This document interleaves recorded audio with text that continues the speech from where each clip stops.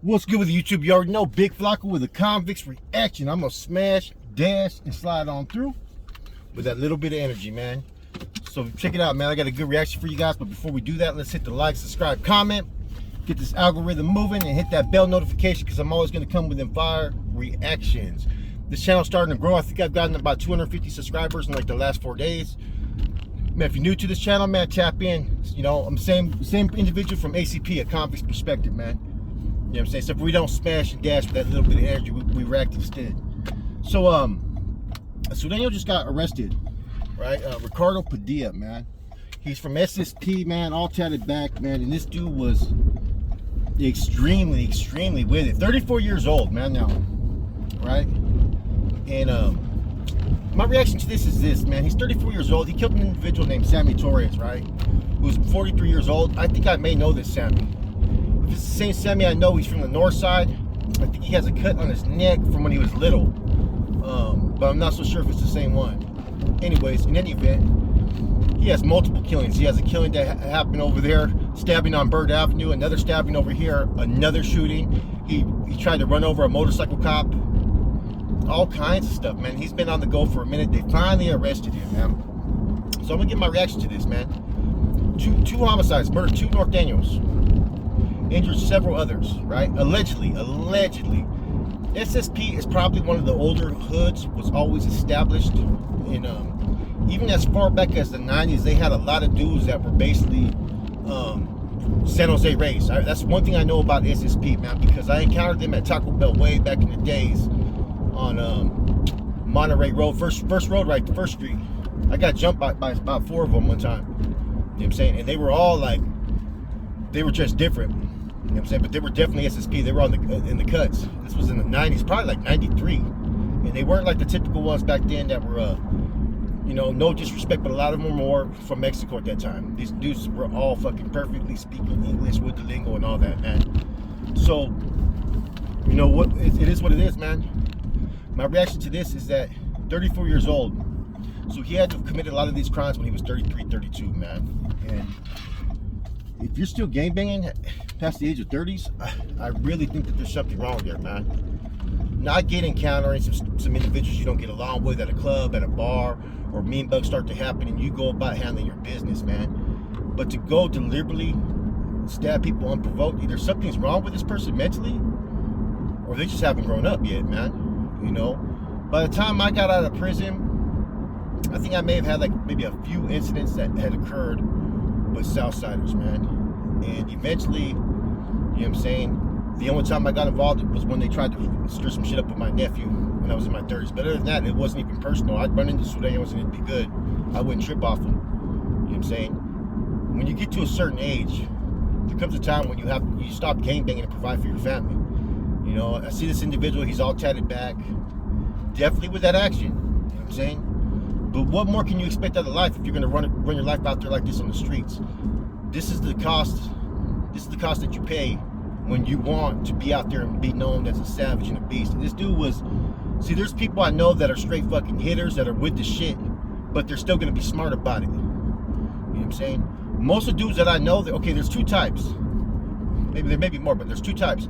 There's those that just fucking, they don't think and they don't care, and they're always looking for a reason, right? Those are the ones that you got to be cautious of, man. You know what I'm saying? Like, you know, there was an individual from Stockton that lived in Tracy that was like that. Nut. You know what I mean? He was a Crip. And I seen him literally, me and him laid down a house one time. You know what I mean? Over there in Tracy one time. Based upon the fact that some broad made a promise to owe money, man. They had the whole house hostage, basically, man. You know what I'm saying? I had to maintain the people in the house. This was like about shit, like, I forgot how long ago this was. This may have been like about maybe 10, 11 years ago, probably, man. But he was like that, man. He'd always find a reason, man, because I see him months later, and he was gonna debug somebody, right? And he asked me a question. I said, "What, you don't recognize me?" And he didn't recognize me. And he goes, "Oh shit." You know what I'm saying? But he was looking for a reason. So he asked me if I knew the dude that was there. I told him no. And then fucking he straight proceeded to jack the fool.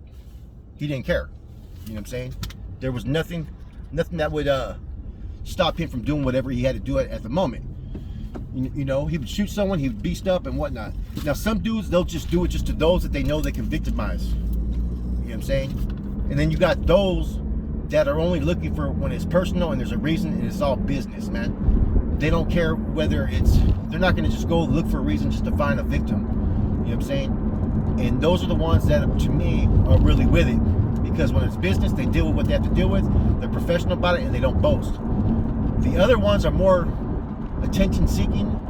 And sometimes what I've learned and experienced is sometimes they pick their victims out when they're at the most disadvantaged spot, and when it's an even playing field, they're not going to be with it. You know what I'm saying? You gotta take your losses with your wins. You know what I'm saying? And some people are like that. They'll be with that action when it's someone that they know that they can get, but when the situation is fucking even, they won't be. I don't know where this dude falls into what category, man. No disrespect to him, but being 33 years old, 34, still gang banging and pushing the line, I mean, that's kind of, that just tells me he's probably either fucking immature or he's on dope.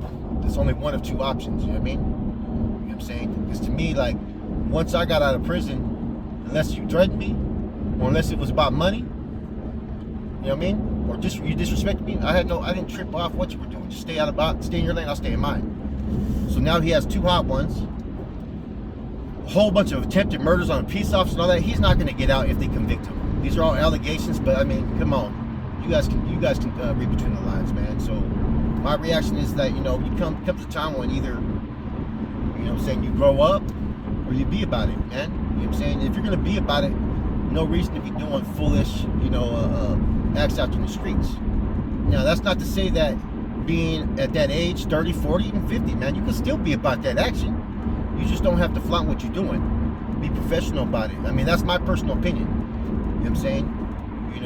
If I'm going to go be about my business and take action somewhere, I'm not going to boast about it. I'm just going to do it. You know what I'm saying? All the rest is all YouTube frivolous bullshit half the time. You know what I mean? That we already know. People make a lot of idle threats, and when you respond, they kind of just they change the scenery. You know what I mean? So that's my reaction to this video, man.